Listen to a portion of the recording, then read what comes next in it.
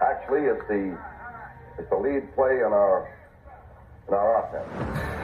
We ask our YN or a tight end to open up somewhere between 6 feet and 9 feet. Get an isolation with the linebacker.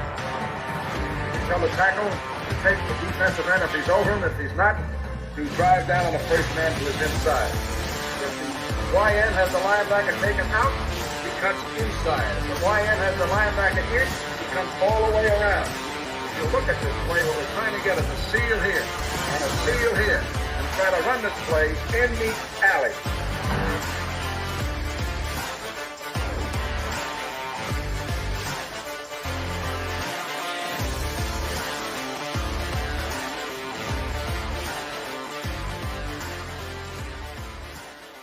Hey, what's up, guys? Welcome into Packers Total Access. My name is Clayton. You can check us out on packernet.com. Find me on Twitter at Packers_access. Email us PackersTotalAccess@gmail.com. Text us 865-658-5824. Joined alongside Emilio in Tennessee. We got Jacob in Wisconsin here to talk a little Packers this evening. I know we got a celebrity softball tournament going on right now as well. Kind of cool stuff there is Jordan Love. We'll talk about that. Him just being the natural born leader that he is. But how we doing tonight, fellas? Emilio, what you got in that cup? That's what I need to know. Don't say. I got a 4th round safety in the cup. There you go. That's what I'm talking about. Jacob, what you been into today, bub? Oh man, I've been, I was gonna make a joke about slanging drugs. Like, what's the guy's name in Miami Vice, or what do you call that stupid video game where everybody drives around and beats up? Grand Theft Auto, man. No, you are the main character in GTA. It's just you go in and you change your closet's right there. You like go in there, change the clothes, come back out. I thought y'all were talking about the 2020 election, man. You talk about people just driving around beating everybody up. I don't know, man. Anyway, yeah. Somebody hit me. Where's Tim when you need him, man? Where the heck is Tim? I gotta do it to myself here. Where's it at here? There it is. All right, we're good now. Let's do this. Let's give a quick shout out to our sponsors tonight, and that is the good folks over at Ticket King, the official ticket provider of Packer Fan Total Access, Wisconsin-based since 1992, specializing in Packers tickets. They are Wisconsin's largest ticket source, with offices next to Lambeau Field as well as in Milwaukee.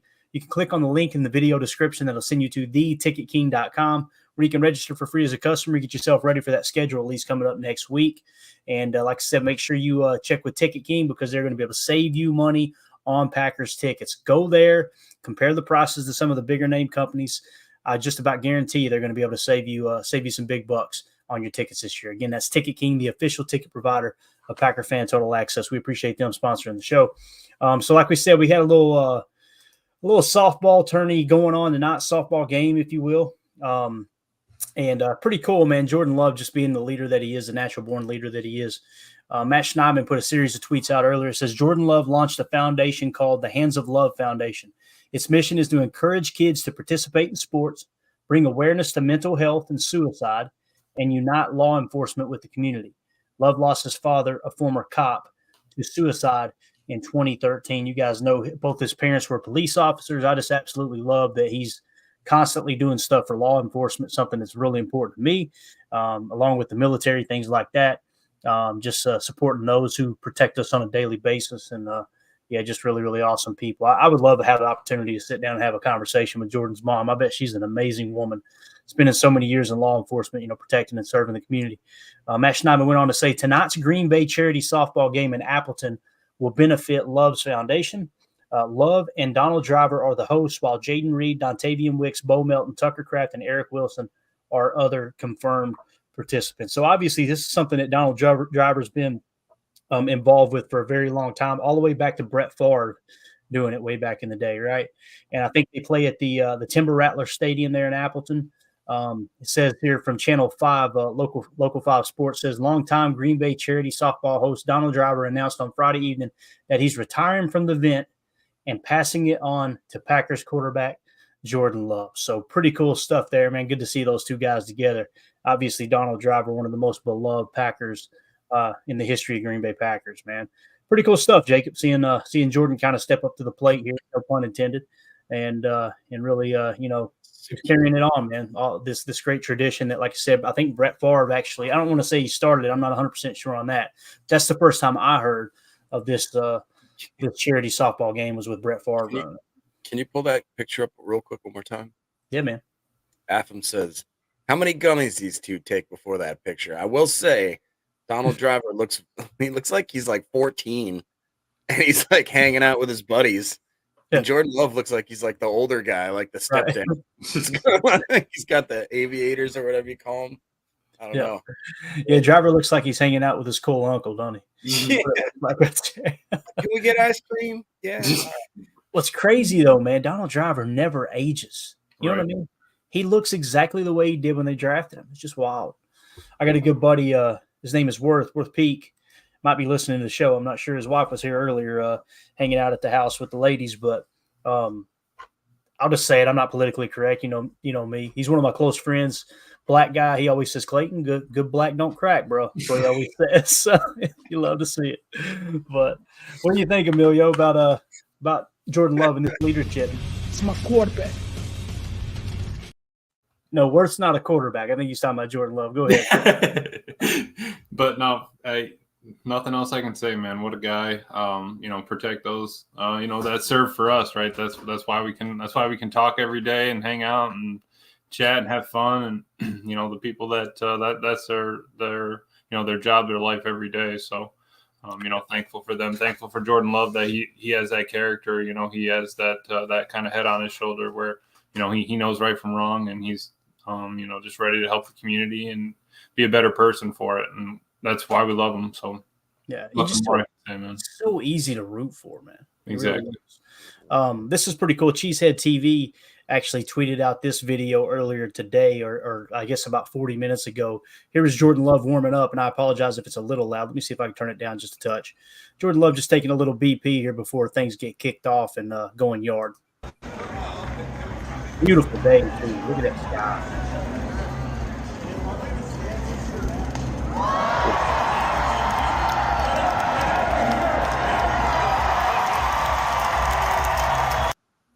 Love it. So, like they said in the tweet, is there anything Jordan Love can't do? Obviously, going yard there at the softball game. So, pretty cool. BP. Since we're talking about Jordan Love, let's talk about the quarterback rankings that you sent over, Jacob. It's kind of hard to read. Hopefully, everybody can see it okay. I'll kind of read it off here, and I want to get your all's take. It was basically NFL on CBS put out a tweet that says, first set of quarterback power rankings for the 2024 season. Number 1, Patrick Mahomes. Number 2, Brock Purdy. Number 3, Josh Allen. Number 4, Joe Burrow. Number 5, C.J. Stroud. Number 6, Lamar Jackson. Number 7, Jalen Hurts. Number 8, Dak Prescott. Number 9, Justin Herbert. And then in the number 10 spot is our very own Jordan Love. It's worth noting that coming in 11th spot is actually Aaron Rodgers. So obviously Jordan Love 1 spot ahead of Aaron Rodgers. Kind of cool there. But coming in at the 10th spot, Jacob, you're the one who sent this over to me, man. How do you feel about Jordan Love being in the 10th spot there? And we'll have us a good conversation about this. I don't much like these off-season, like this is top 10 or whatever. I just think it's kind of unfair and it's whatever. But that being said, I think this is a pretty fair list. I think the order's a little jacked up as to where it'd be, but as far as who should be in the top 10, I think that's fair to say this is relative. I think you could put Love, in my opinion, above Herbert's, Prescott, and Hurts.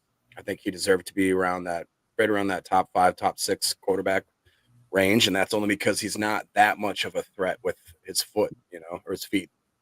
What do most of those guys have in common up there is that they're really good at getting her out of the pocket, with maybe the exception of Joe Burrow there. So I don't know. And Love does have the ability to scramble if he needs to, but yeah, I think that's semi-fair ranking. I'd probably put him though around 5 or 6.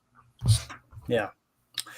For me, first of all, let's get Emilio's take, and I'll kind of go through how I look at these things, and it's a good gauge of where I think they should probably land. I try to remove my bias, try to remove my personal opinion, and just say, okay, let's take a look at it globally here. We'll do that in just a second. Emilio, what do you think about this list here? Like I said, Mahomes, Purdy, Allen, Burrow, Stroud, Jackson, Hurts, Prescott, Herbert, and then Jordan Love.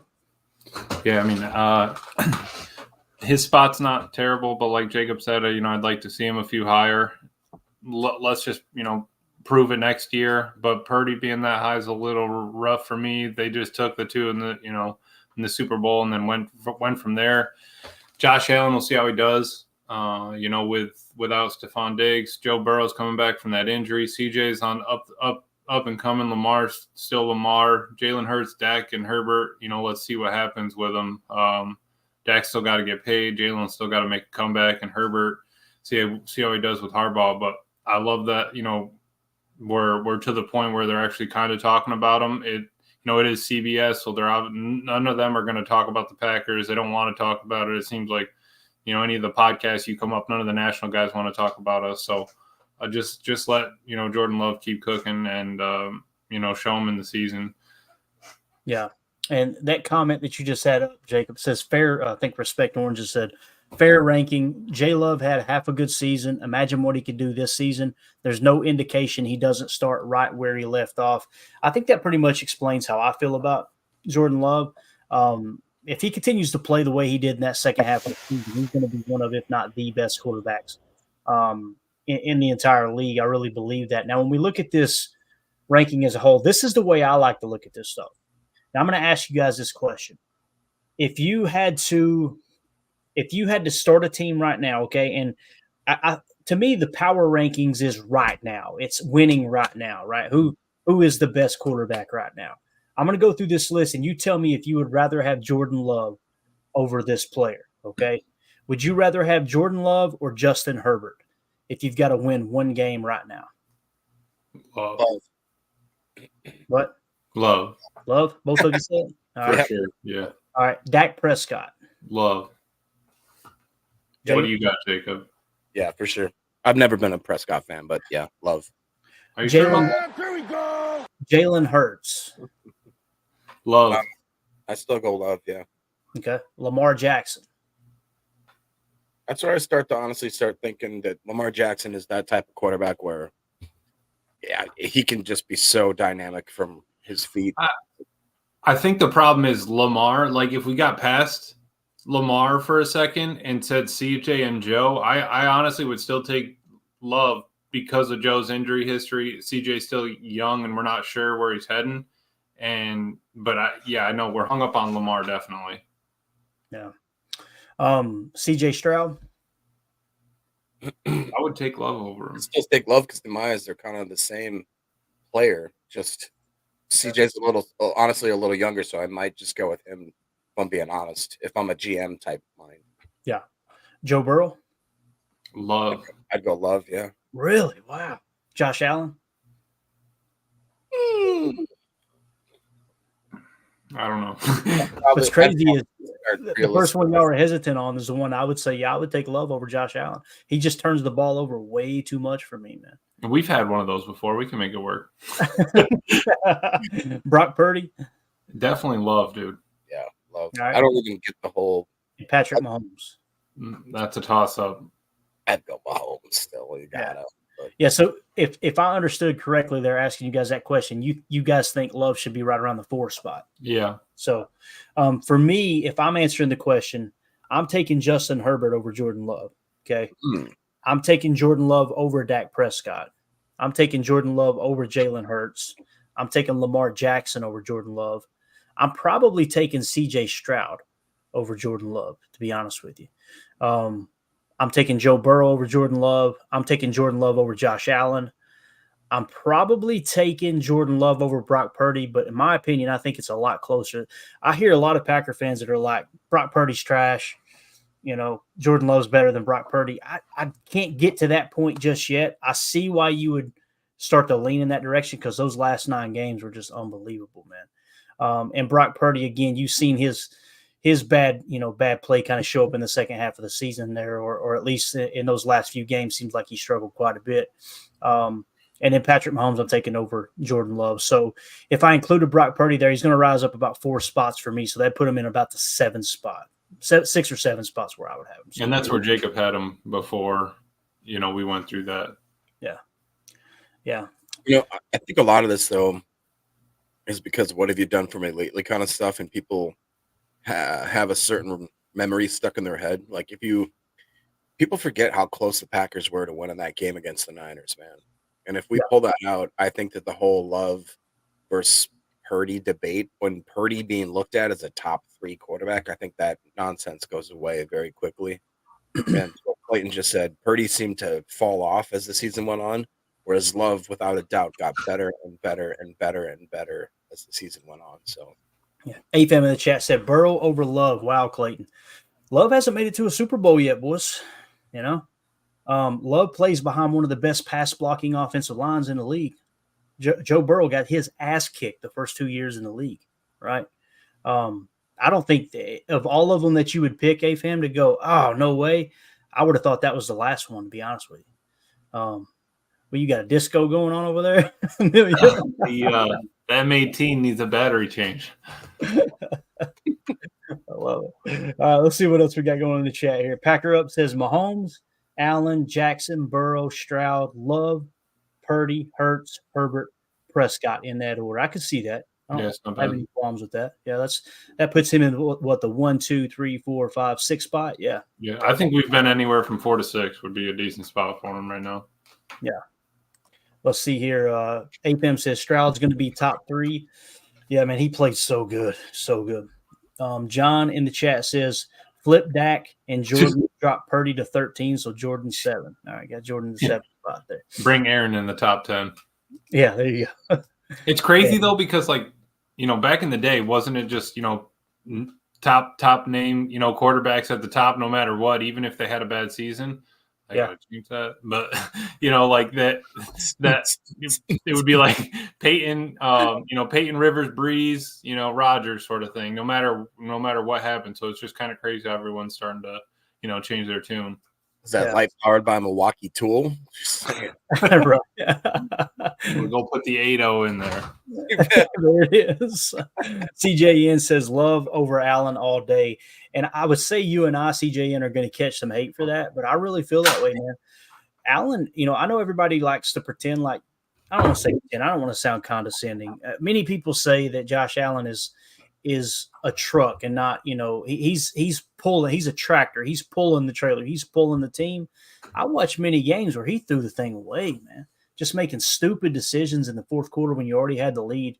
And maybe that's why people like him, is because he got a little bit of that Brett Favre in him. I don't know, but I was just going to say, Love over Allen, though.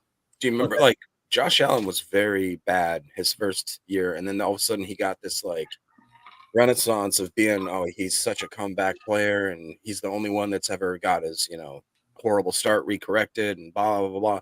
Has he really honestly been that good? I mean, I think that's fair to ask, because like you talked about, he's had arguably on one of the best and most talented teams that's well coached, well managed for his whole career. And he's always come up a little bit short. He always seems like he is giving the ball away on a really crazy level. Even when he was playing at a quote unquote high level, he was still, like you said, he was a Brett Favre. He throws some amazing plays, but 1 in every 5, you're like, God, don't throw that. Why would you throw that? What are you doing? Right. So, yeah. Yeah, no, it's when it happened too. There was many times it was the fourth quarter they had a lead, like a 6-point lead or a 11-point lead, and he rose left, throws across his body and turns it over. It's like, why? Yeah. What? Again, watch me make a play rather than, all right, the clock is our enemy now. Right? He opened the season with 3 picks, right? So I hear you. Yeah, CJN says anyone that has watched Allen should know his decision-making is not that great. Some of his throws make a person question why. And he's got all the talent in the world. Watching him run the football, man, he's hard to bring down. There's a lot of good traits there. But if you don't put it together between the years, you're going to hurt your team more times than not, man. More often than not, I should say. So, yeah. Good stuff, though. It's a good conversation. I appreciate, like I said, Jacob, thank you for sharing that, man. Let's see what Coach Lynn had to say here real quick. He said, I can see Jordan taking that jump to top 3 quarterback in the next NFL season. That's what I want, man. And if he does, and we don't get this deal done soon, it's going to cost us big time. Mm-hmm. Now, the other side of that, you get the deal done now, you make him a $50 million per year quarterback, and he goes back to that first half of last year. That's going to hurt bad. I just don't see it, though, man. I think when you look at what happened in the first half of the season, you had inaccuracy, right? That was the biggest thing that I noticed about Jordan, inaccuracy, and he wasn't playing on time. Second half of the season, the accuracy got fixed. It seemed like it was right when Matt LaFleur said, He just needs to go out there and play his game. And I think what LaFleur told him was like, stop thinking. Stop thinking about the mechanics so much. Just go out there and play. Let that thing rip. And he did, man. Throwing off his back foot it was so much fun. I can't wait to do the recap of the season. As soon as we get through Chalk Talk, I got Evan Williams queued up here for the next day or two. Then we'll do Oladapo and we'll do Michael Pratt. And then we'll probably go ahead and move on to last year's recap, man, because I'm excited about going back and watching those games with you guys and gals. It's going to be a lot of fun. But, yeah, again, great conversation, Jacob. Thank you for sending that over, buddy. Let's see here. What else we got? AFM in the chat says, y'all see Parsons tried to move that sumo? Yeah, that was hilarious. Have you seen that, Jacob? I have. That's why I highlighted it, because he Respect Oranges goes on to say, like, the one that he beat was only 17 years old, and he, quote unquote, only beat him like 1 out of 10 times. Right. He got stuffed to the point where stuff. So I actually retweeted that or re-X'd it, whatever you call it. And I put like the comment. I'm like, now I look at the movie The Replacements in a whole different way. Those sumo guys, it's got to plug them in at right guard, man. What are we doing? Dude, you watched, come on. You know what sumo, that's what pass blocking is. Remember the art of pushing people around. Grab them by the underwear and picking them up. Yeah. Look I at don't see any wedgies out there on Sunday. Now those dudes, they're built a little bit different. I wonder what their life expectancy is. I'm not trying to be silly, but they do not. I've never seen a dude eat eggs before a game. So, oh man, yeah. So yeah, out there picking on 17-year-olds. Old Michael Parsons. ATM says, do we roll the dice and offer a 10-year deal? That's the question, man. I'm gonna say no right now, but it's obviously if you go the Mahomes route that Kansas City did, it gives you a whole lot of structure in place to maneuver money around, man. You can go straight Chris Angel making stuff disappear with the cap. Clayton, do a 10-year deal. Clayton, if you're Jordan Love, what year deal do you want? And if you're the Packers, what year deal do you want? Just great give question. me a number. You talking about how many years on the deal? Yeah, right. Yep. I'm sorry for the contract. Yep. If I'm Jordan, and here's the thing, like, it's kind of I don't want to skirt the question. I don't want to try to avoid what you're asking. I think it's a great question. Answer the question, Clayton. If Jordan Love is just all he's focused on is money, no more than a 4-year deal, right? And go for as much guarantee as possible, and get multiple bites at the apple. Now, if Jordan Love's like, hey, I want to do what's best for the team, take a 10-year deal, right? I don't think the Packers are going to give a 10-year deal. I just don't. I don't either. That's not, at least precedent suggests that won't happen. It would be cool if you knew Jordan Love was going to be good for the next 10 years and you can lock in a 10-year deal and have all that maneuverability with the structure of it. And what I mean by that is the skeleton of the contract where you can pull money up, push it back, tack on voidable years and extend it out to 13 years, right? There's a lot of things you could do with the cap in that regard if the window is open for a Super Bowl. But, if I'm the Packers, I'd try to get 6 if you think he's the guy, if you know he's the guy. Try to go like 6 and have plenty of maneuverability. But if I'm Jordan and all I'm focused on is money, I don't want it to extend any further than 4 years. Right. I want them to have to pay me again more guaranteed money as soon as possible. So. Real quick, Jacob, what's your take on that? Oh boy, I'd feel good about a 5 or 6 year deal if you're Jordan. Both, because we talked that. about, if the front office wants to make sure if they think Jordan Love's great, 10 years that's a little large for my stomach there, but 5 years is great, because then if you lock him in at that 50 and 2 years, if the going rate is 60, 65, who knows what else, then we look really smart. And if it ends up being the case that Jordan has a shorter career because he sat for a little bit or whatever the case is, then we're not locked into that really long quarterback contract. So, right. And then, I think that'd be fair. I think it's good. We better get it done quick, because I don't want to make anybody else. I'm sick of making guys perturbed about their standing with the organization. Yeah. Well, they always talk about us in trade markets, right? We're always calling. It's always the Packers are interested in this, and that guy. But I like what you said there. 5 years is a good start, because 4 it would be a 3-year deal sort of thing. We can get out of it early. But ideally, I think I want a 6. Kind of let Jordan Love get to it, right around 30, and then we'll go from there. And if we could get the guy at $300 million for 6 years, we better run that thing in ASAP. But because we got Tua and Dak coming, everyone's talking. So I hope he doesn't break. I mean, obviously, I want him to get all the money he can, but I hope the Packers don't break 60 having to pay for it per year. But again, we'll see. I don't see it. I know this. Anything if he comes in south of $50 million per year, no way. Any scenario, if he does, Jordan Love's going to be loved in Green Bay forever. Right. That is considered very. And I feel like if he does do that, you said like they need to make that known. Like the dude, he took a team friendly deal straight up. Like we need to talk about that if that's the case, because he sees potential in the team. He knows how they've grown. He's in the locker room. Obviously, he has all that. But if they actually make that happen, we need to acknowledge what kind of a dude he is. Yeah. Definitely. Harry Cheese in the chat says, I don't think Love's agents will allow a 10-year deal. Yeah, they're definitely not asking for that. I promise you that. What's his name? Mugat? What's his name? I about said Mugatu. Wasn't that from Zoolander? Yeah. We need that drop. We got to get that drop. Hot right now. So hot right now. Jordan Love. Mulageta or something like that, I think, is Jordan Love's agent's name. He's a hardball, no doubt, man. Let's see here. Packer up in the chat said, I think Matt was holding him back. The Lions Thanksgiving game, Matt took the gloves off and let that peacock fly, and the rest is history, man. If you guys want a fun game to go watch from last year, either of the Bears games are great. You can always lean on them, but go back and watch that Thanksgiving Day game, man. It was so much fun to watch, definitely. What's he saying? You don't remember that? What? Is this a contract for ants? The Zoolander movie, man. Oh my God, I don't remember that line. It was good. Oh, I remember the horrible gasoline fight. Orange mocha frothy, yeah. All right, Packer up says, all right, we just hit that one, yeah. So go back and watch the Thanksgiving Day game for sure, guys. It's a dandy. AFAM says, I know Chiefs are lucky Mahomes had all those endorsements and pushed that through. That's a good point too. Like you get yourself in a position with all the endorsements. Like Gronk's one that many people don't talk about. Everybody thinks Gronk's just a big stupid dummy, right? Like that's the thing he plays, Mr. Gronk.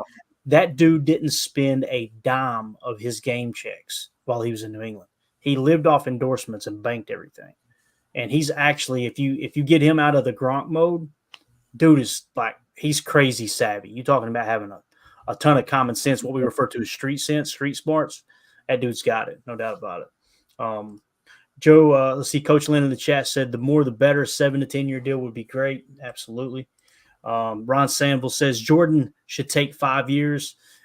Years might not be the issue, but guaranteed money. Exactly. Guaranteed money is what's going to be the key there. No doubt about it. So good stuff, man. Didn't plan on talking about Jordan Love's contract coming up, but hey, here we are. That's a lot of fun.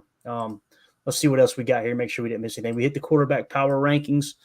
All right, let's move on to these videos that you sent, Jacob. These were really cool, man. I appreciate you taking the time to share them.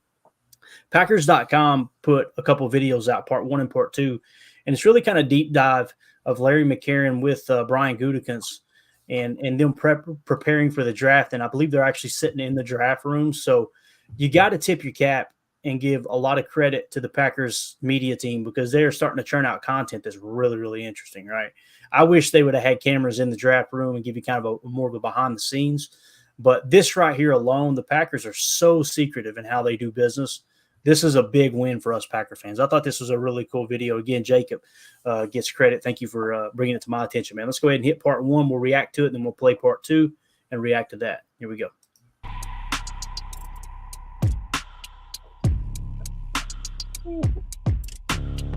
So, Goody, this is like the boardroom. I don't think I've ever been in the draft room before. It's really cool. I mean, this is where it all goes on, huh? Yeah, for us, this is an everyday workroom. It's not just for the draft. I mean, our personnel staff works in and out of here, year round, and it's really a functional room. I have a hard time thinking anybody has it better than we got, but yeah, this is where we spend most of our time, and probably where I'm the most comfortable.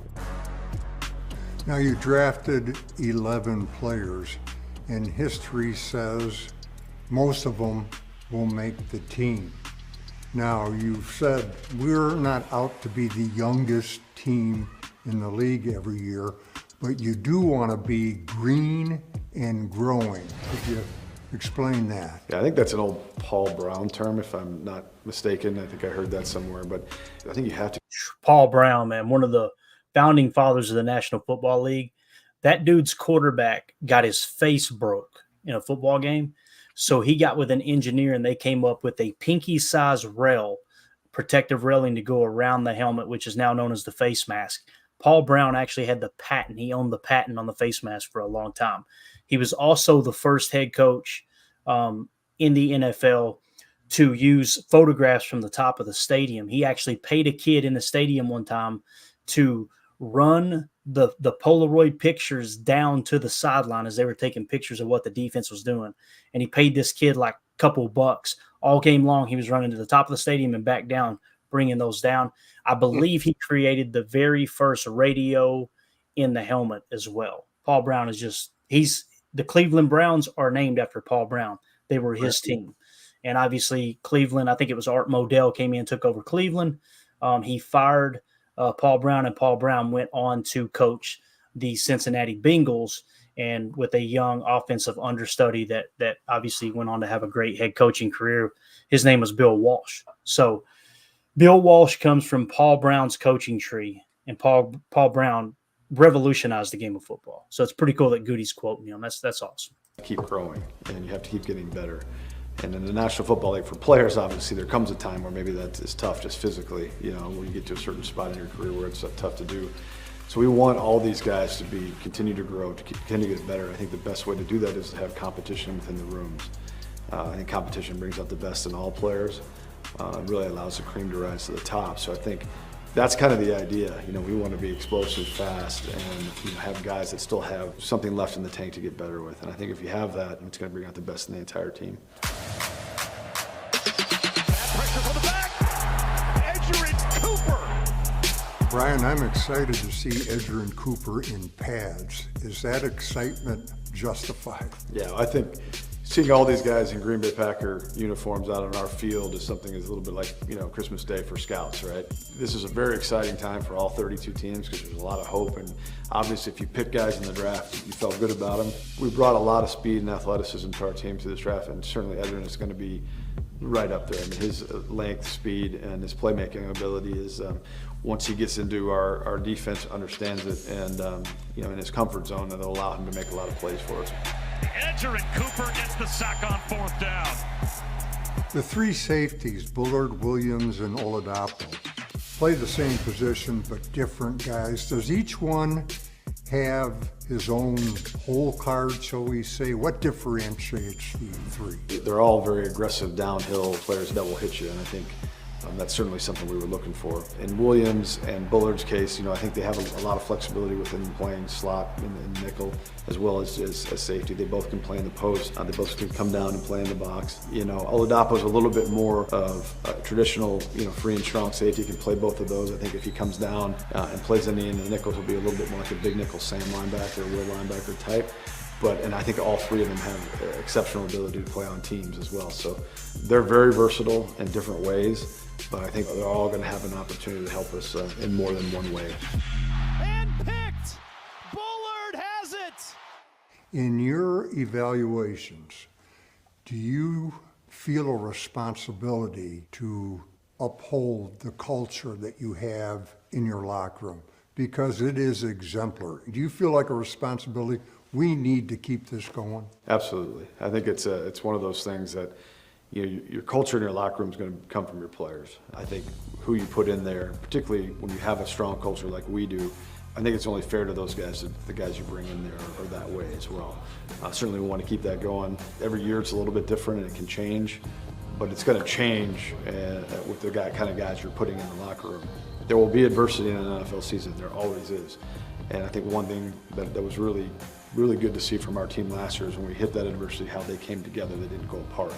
And the guys that we brought in through this draft, we're going to expect them to kind of be the same kind of guys. That when tough times come, we're going to band together and put the team first. And these guys that we brought in through this draft class, for the most part, showed that they were able to do that in college. And so usually if they've done that there, they know how to do that. They know how to play a role. They know how to be a good teammate, and that's important. We go back. Absolutely awesome video, Jacob. Thank you for sending that over, buddy.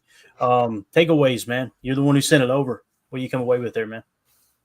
I mean, a lot of different things, but just the biggest one is that it's not coach speak. We've heard it like 85 times now that they want competition at every single positional aspect of the offense and the defense. And you look at what they did. There's just it shows that it's not just a press conference like phrase that they want to use. They want, and it kind of surprises me because I really do think that like guys like Rasheed Walker, his job's not safe. I really do think that hopefully Myers' job isn't safe. I hope that guys like, even like Nixon, I hope that maybe in the slot, I think we have another part of this video that goes on to talk about how he may be slipping into a more of like almost a hybrid Will or Sam role, like a big nickel kind of thing, which Magic here is maybe motioning to or highlighting in. So I'm excited. I think there's a lot of potential for this group, and yeah, it's a good problem to have to be so deep in so many positions. So for the ones I'm excited, I really do think we could have something special going with how young. Again, they talked about. I think there's another comment about right here, which McKnight said, "How do the Packers have enough snaps for all the first, second, and third year players?" I don't know. I don't care. That's a great problem to have. We'll figure it out, dude. Yeah. And that's the problem too. Like Bill Parcells used to say all the time, he would refer to veteran players that you would sign off the street, even though they're better than the young guys you've got on your roster. He would refer to them as progress stoppers, right? Because it's important for those young players to get those reps. And from an evaluation standpoint, as a staff, you don't know exactly how they're going to respond until they're out there, they're thrown into the fire. There's only so much you can glean out of practice reps and practice footage. But I think it's something that's important. But like you said, when you're deep at a position like that, and again, listen, they're all rookies. They could all suck. We're all aware of that. I know there's somebody right now going, you guys are homers. Yeah, it's called Packers Total Access. We do like the Packers. So calm down there, buddy. Put your stones back in your robe. But when you've got three guys that are battling for the same spot, you're going to get the best out of all three of them. I really believe that. And if someone doesn't rise to the occasion, then it says they're not cut from the right cloth, But what'd you think about that, Emilio? What'd you take away, man? Just they're team guys, right? Goody said if they're able to, make that sacrifice for the team in college, that they're going to be able to do that in the pros. And I really like that. We know that they look for that kind of stuff, but hearing them, say that actually puts a little bit of, emphasis behind the point that we've made. Like, dude only wants, good character guys that care about football, care about family, care about, a team aspect. And that's why they're all here. That's why he took Jordan Love, right? Jordan Love is family, football, and, respect and, take care of the people around you. So I think building that team from Jordan Love moving forward like that has really shown up and played out in the roster we have now. Yeah, definitely. Prince in the chat said, Edgerrin has great hands and 2 intact pinkies. I don't know why I just said that. Goody interview. Edgerrin Cooper is very, very well. That wasn't me. I don't know which one of you knuckleheads did that. Edgerrin Cooper. It's really intriguing because if you get the Edgerrin Cooper that played last year, you're going to get an absolute dog. If you get the 2022 version, you don't really know what you got, right? You kind of feel like the 2022 version, if you go back and watch that tape, that should be the floor. I imagine last year would kind of be the ceiling. So if we get somewhere in between and he comes out his rookie year and he grades out even in the low 70s, what an improvement that'll be in the linebacker room from last year. Of course, Coach Lynn in the chat said, love that. Our 3 safety we drafted along with McKinney and Johnson Jr. will transform our defense. Can't wait to see it. And people are absolutely raving over X, Xavier McKinney. They're talking about him just being a huge, huge difference maker. We were going to hit on some of the coaches' comments, the assistant or the position coaches' comments today, but Jacob found these cool draft videos, so I thought we would hit them first and kind of do it in order. Ron Samble says, Balaga says Walker plans on keeping that spot, most likely will. I could see that happening. You guys know Balaga actually spent time with Rasheed Walker on the tailgate tour that they just did, right? So they got some kind of one-on-one time there. Dave James in the chat says, when do you see Oladapo being ready? I think he'll be ready for training camp, me personally. Jacob, do you got any reason to believe he won't be ready for training camp with that toe? No, I mean, that's what they said, or that's what he said in this interview. So I would hope that he'd be ready because we talked about it no matter what. If you're not on the field, what do you say? You can't make the club in the tub. I think that's very true. And we've seen it, especially with guys like DeBose, guys that just can't stay healthy, especially from the jump right away. Coaches start, I don't want to say they're playing favorites, but if you see something consistent in a guy, it's going to definitely be more of a weight in his favor when you're looking at two dudes and one of them hasn't even been on the field. So, Right. Definitely. Respect Oranges in the chat said, crazy 180 on the safety room last year. Absolutely. Checking out says 4-3 is a better scheme. Our current players will play better in it. Our new players are an upgrade that fit better in it. No way we shouldn't have a top 5 defense right out of the gate. I get a little nervous with that. With all due respect, checking out. I know how this fan base works. We ran Dom Capers out of town. We ran Mike Pettin out of town. We ran Joe Barry out of town. And if you're telling me this defense isn't a top 5 defense, we're going to be ready to run Jeff Hafley out of town. I'm tired of the merry-go-round, man. And maybe you're not saying it to that extent, but top 5's a little rich. As Ricky Bobby once said, I'm too drunk to taste this chicken. You know what I'm saying? It's probably going to take a little bit to get their feet on. For me, I think they were 16th last year, if I remember correctly. Right around there is where they finished. And it depends on what metric you find most important. For me, it's scoring. It's all about scoring. All about scoring, red zone defense, all that good stuff. At the end of the game, I don't think anybody looks up and goes, how many rushing yards did we give up? I'm looking up going, did we win? That's the most important thing, right?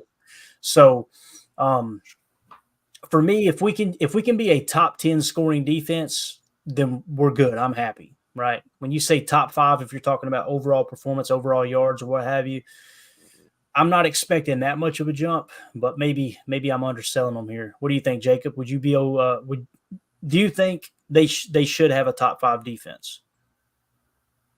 Oh man, should if we have, I'll put it this way: if we have a top 14 defense, I'll be super happy. If we have a top 10 defense, I'll get an Emilio tattoo. If we have a top 5 defense.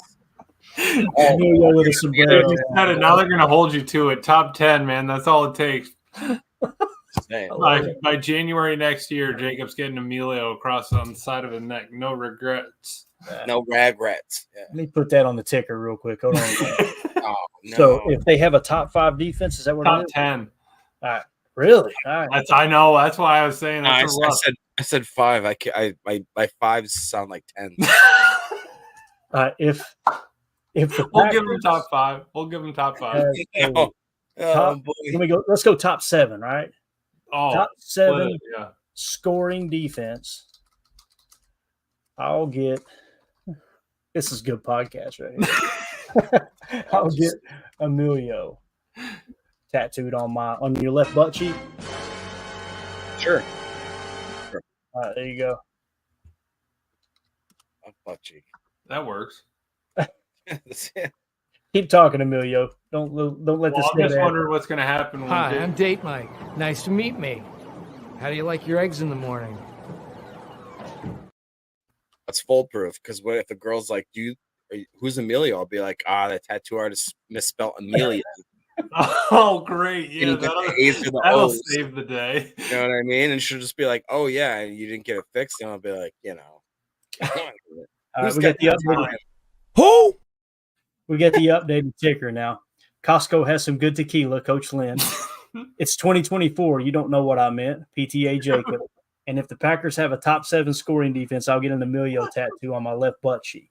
PTA Jacob. So the ticker has been updated. Jacob is 66% of our updated ticker right now. And the only other thing on the ticker is talking about tequila. R. Showers says, another reason the Dillard thing is a head scratcher. Not criticism, but wondering. Dillard was horrid last year. The only thing I can come up with, Showers, is he was the 19th overall pick. And typically when a team will go out and sign someone who's underperformed, the first thing a team does when they go to potentially sign a free agent is they go back to the draft grades they had them.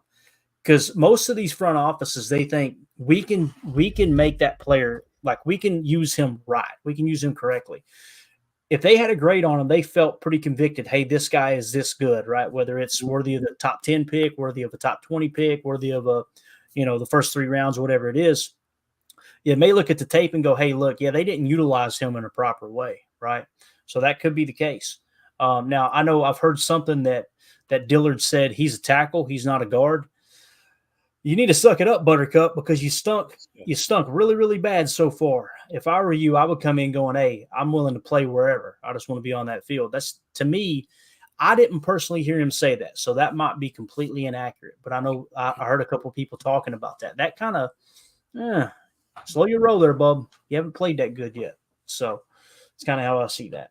Again, I think they took a flyer on someone that they seen coming out of the draft as a pretty quality prospect. Go ahead, bub.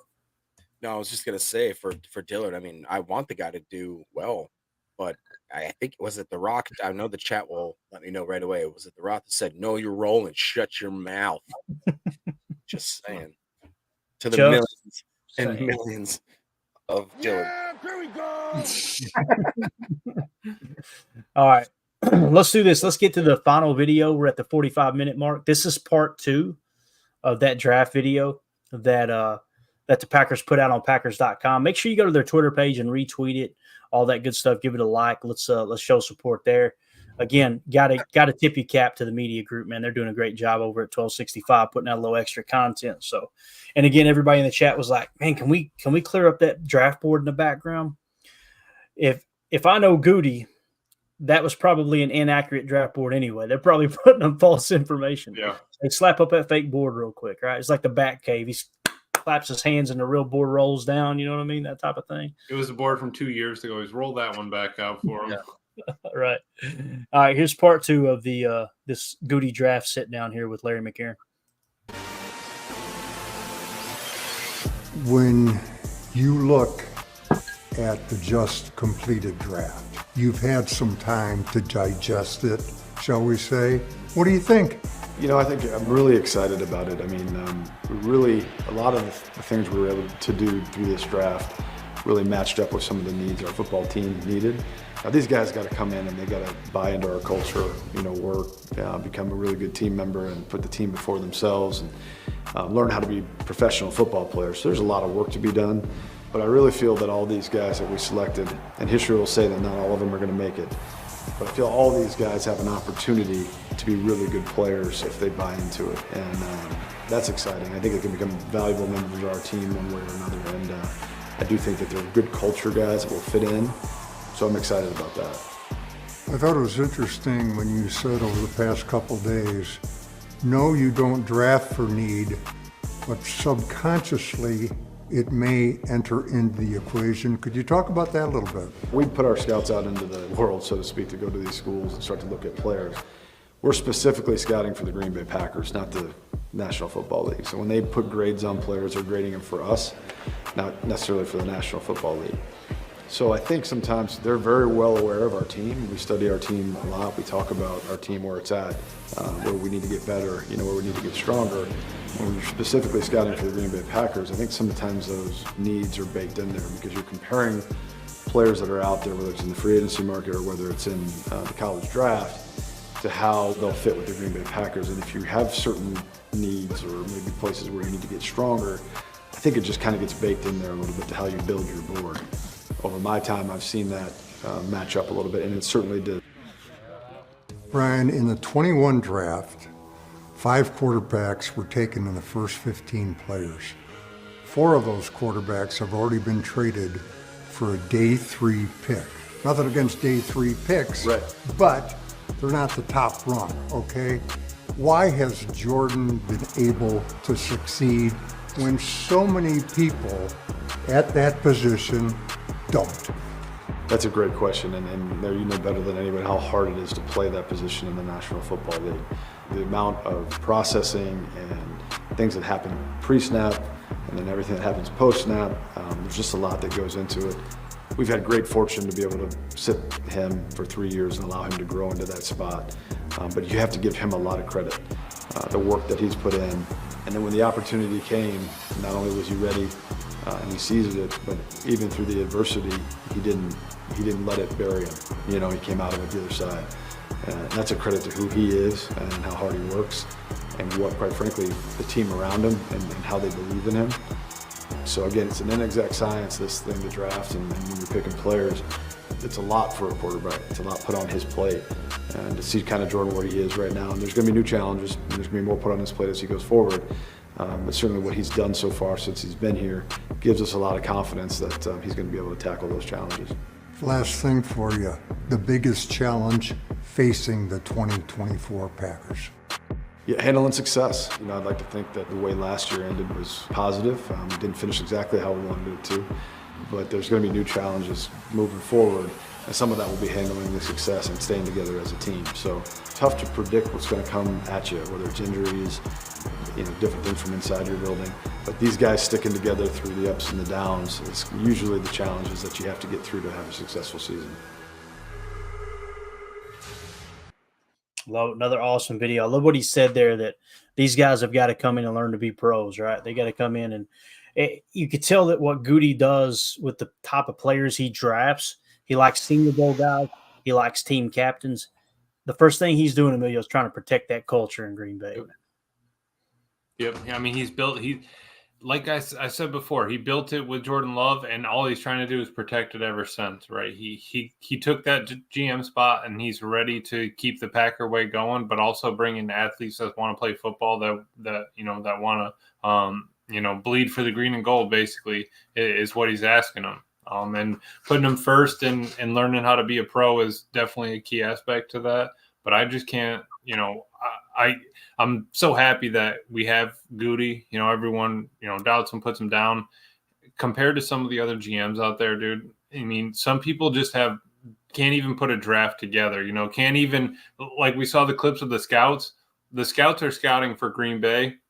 Some scouts are just trying to scout for the media. Some of them are just, they're not worried about their team. They're not worried about the needs, what the coach wants, what the D coordinator needs, what the O-line, the interior O-line coach needs, whatever.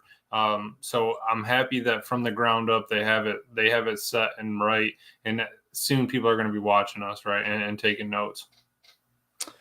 Yeah, Jacob. Yeah, Emilio just stole my talking point. It was going to be about how he specifically highlighted the fact that, a lot of us, I'm guilty of it too. We all are, that we went and we did our 35 mock drafts in the offseason, and we said, you guys, you leaped, and that was a steal, and this was a reach, and this is not good. Dude, like, we just need to eat a big slice of humble pie and shut your mouth and understand that, like Emilio just said, they have drafts, and like Goody said specifically, we don't care what the other teams and coaches and front offices think about this and that player. We care about what our scouts and what our front offices see from this player, because this player is going to fit best in our scheme. That's why we see them. I mean, honestly, it's the only reason that it makes sense as to why we see such drastic shifts into where they draft certain players, let's say a Hopper or something like that, or a Clifford, way above anybody else on their board for other teams, because for whatever reason, they see that, no, that's a niche that we need filled in our organization. And honestly, I used to be like, oh, I can't believe they did that. Scoff, grab the pearls, blah, blah, blah. Now I'm just like, oh, when they make a pick that I didn't think was coming, I'm like, he must be really good. He must be really good. There's no reason they wouldn't do this. That's how I feel about Jacob Monk right now. That's how I feel about Evan Williams right now. I'm just like, okay, let's show me, because clearly I'm just a dude that sits on my lazy boy eating popcorn, and I'm like, that was a stupid.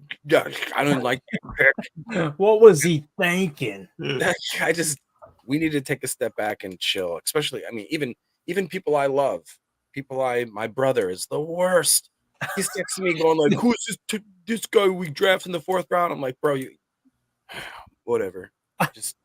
But Jacob, that used to be you, right? It was me, honestly. It used to be me, bro. Used to be all of it. Right? And that's why I hate saying, when I try to tell people, I said, this, I never self-promote like anyway.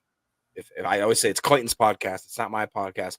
But what I do float, and when we float our own boats, I say, if you watch this podcast, you will come away being a way more informed Packer fan. Whether or not your opinion changes, that I can't tell you that on certain things, but you will have all the information needed to make an educated decision on certain things. I would like to think. Yeah. And what we never want to do is try to sway people into feeling a certain way or trying to believe a certain way.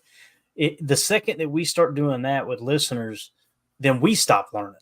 There were so many. I feel comfortable saying I was probably wrong about more stuff last year than I was right.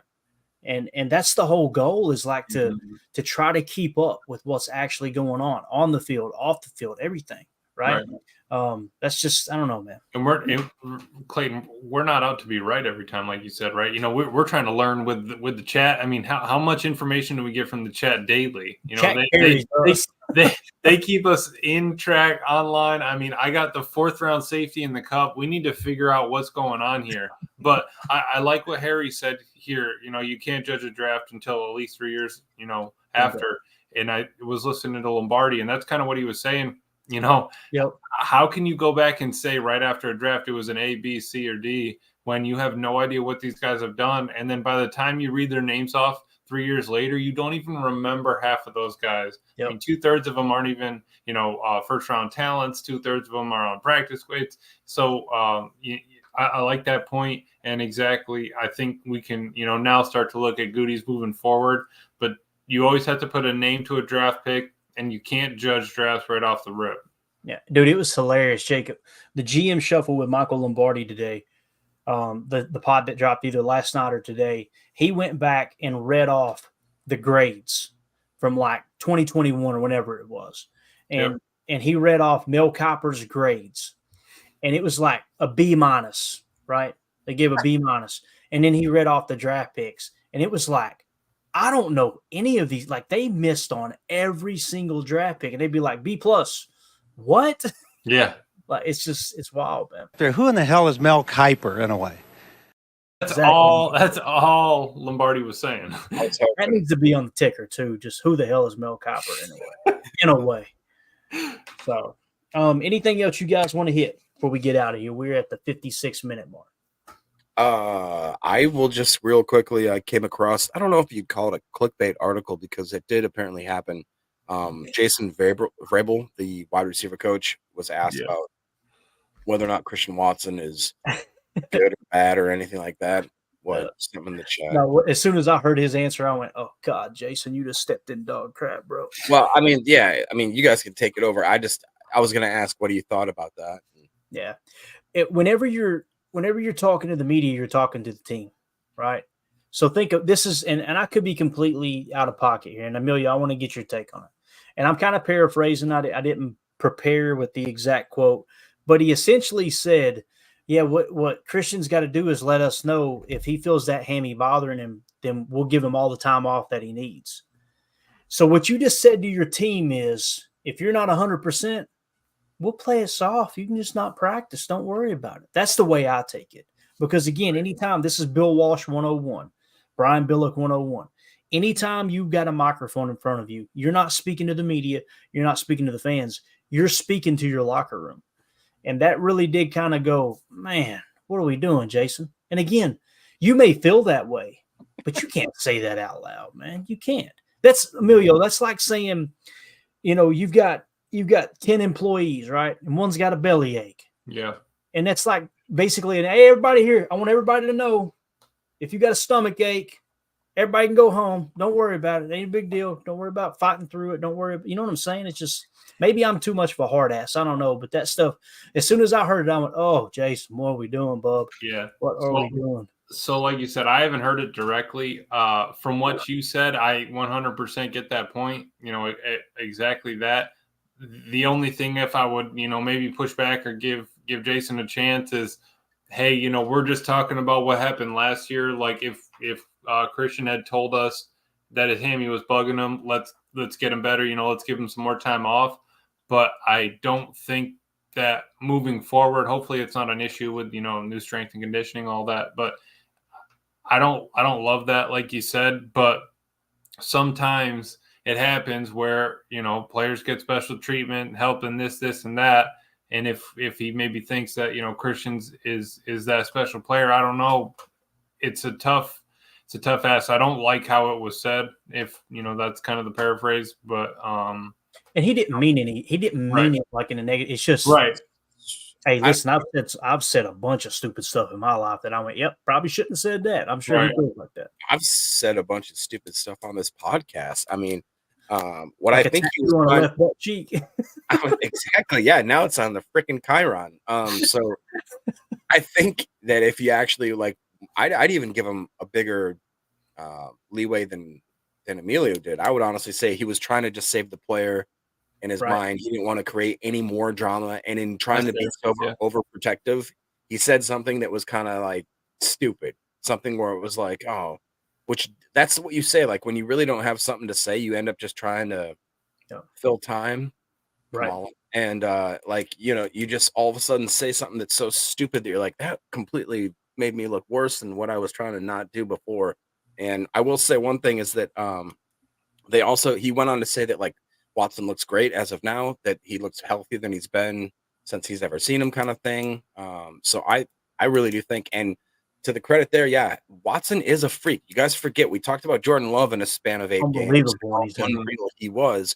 Christian Watson in a span of 8 games was up there with like Randy Moss type numbers. The guy was, you give him an end around, you give him a post, you give him a freaking dump off route, and you just take it to the touchdown. It didn't matter.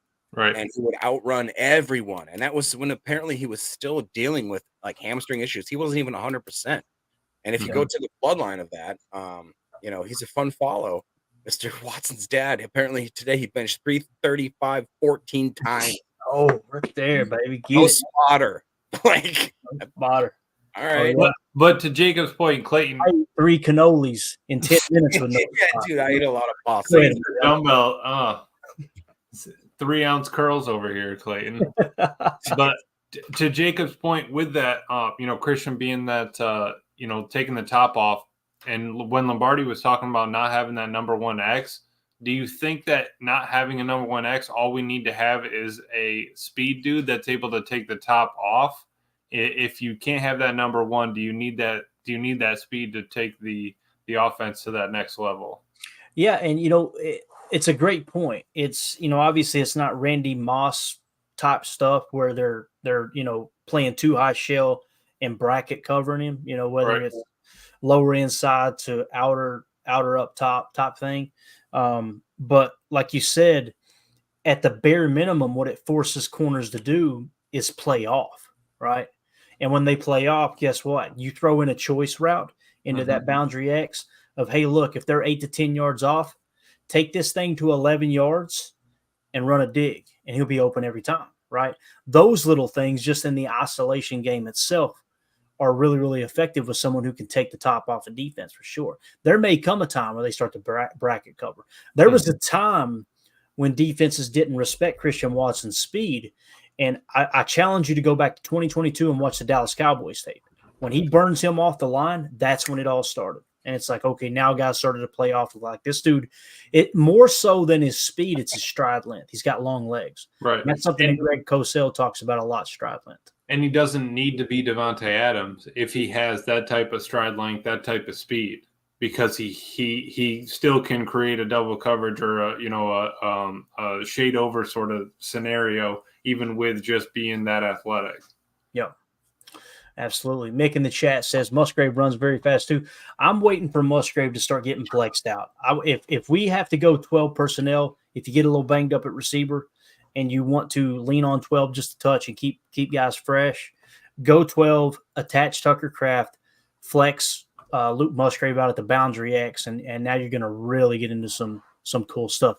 You guys know me, I still want 11 personnel on the field the large majority of the time. But when they need a breather, you go to that 12. I want to see him flex Luke Musgrave out. He's learned the tight end position now. Year 2, let's get him in those flex spots, right?